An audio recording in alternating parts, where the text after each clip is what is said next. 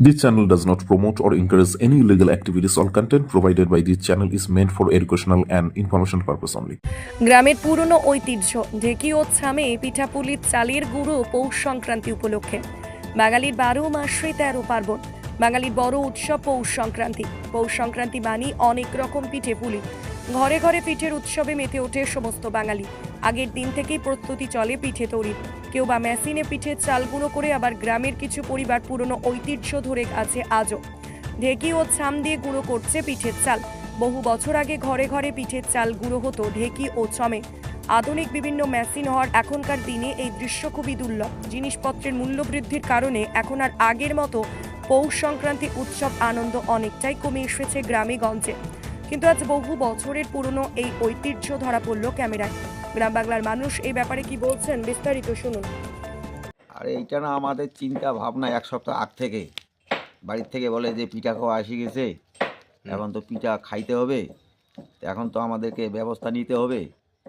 তখন তো এই যে আগের যুগে আমার বাপ ঠাকুরদা যে ছিল, পিঠা বাড়িতে ভুকায়, তারপর পিঠা মানুষকেও খাওয়ায়, নিজেও খায়, এলাহি কাণ্ড। ওইটা ধরেই আমরা চিন্তা ভাবনা করি যে বাপ ঠাকুরদা যেভাবে খাইছিল ওইভাবে আমরাও খাই। সারা জীবনে তো আমাদের কষ্ট, কিন্তু সেই কষ্টটা চিন্তা আমাদের তখন আসে না।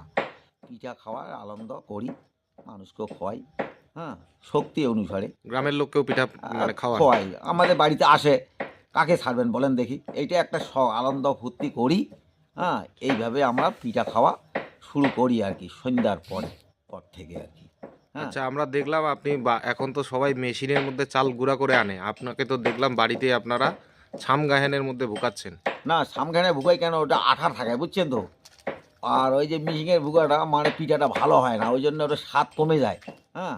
আর এটা হচ্ছে নিজে বাড়ির চাউল করে আমরা নিজে ছামগানে ভুকাই আর কি। আচ্ছা, মানে আগের স্মৃতিটাকে আপনি ধরে রাখার চেষ্টা করছেন। ওইটা 100 বার ওইটা ধরে রাখি, ওইটাই ধরি, ওইটা মনে করি যে এইটা আমার বাপ ঠাকুরদা এখনও আছে, ওই জন্য আমরা এই কাজটা করি আর কি। এখন তো সবাই ছামগানে ভুকায় না, মেশিনেই ভুকায়। না, মেশিনে ভুকালে ওইটা আমাদের সুবিধা হবে না, ওইটা আমরা খাই না, ওইভাবে আমরা গন্ধ করে একটা, বুঝছেন তো। এটা আমার বাপ ঠাকুরদা তখনই আমার স্মৃতি মনে পড়ে আর কি, সেই জন্যই ওইটাকে ধরে ওইটা ধরে আসি আর কি। আপনার নাম? আমার নাম জ্যোতিষচন্দ্র রায়। এই জায়গাটা এইটা হচ্ছে জোরপাকড়ি, এটা পোস্ট অফিস। আগের মতো হয় না, আগের তো অনেক কিছু আমোদ ফুর্তি আগের থেকেই মানে আয়োজন, এখন তো অতটা নাই, তবুও বাচ্চা কাচ্চা আছে, করতে হয়।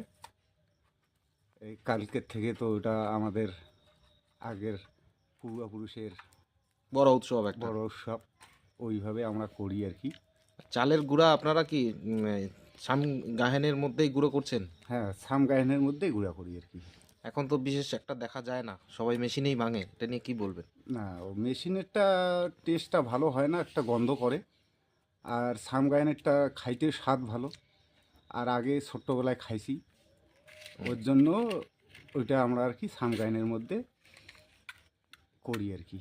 আপনি কি বাইক বা স্কুটার কেনার কথা ভাবছেন? তাহলে এখনই চলে আসুন দিনহাটা ইয়ামাহা অটো সেন্টারে এবং নিজ হাতে পছন্দ করে নিয়ে যান আপনার স্বপ্নের বাইক বা স্কুটার। আমাদের এখানে রয়েছে বিভিন্ন মডেলের বাইক ও স্কুটারের বিশাল সমাহার। রয়েছে স্বল্প ডাউন পেমেন্ট, ন্যূনতম ডকুমেন্টস ও সহজ ইএমআই এর সুবিধা। এছাড়াও রয়েছে যে কোনো কোম্পানির পুরনো গাড়ি এক্সচেঞ্জের সুবিধা।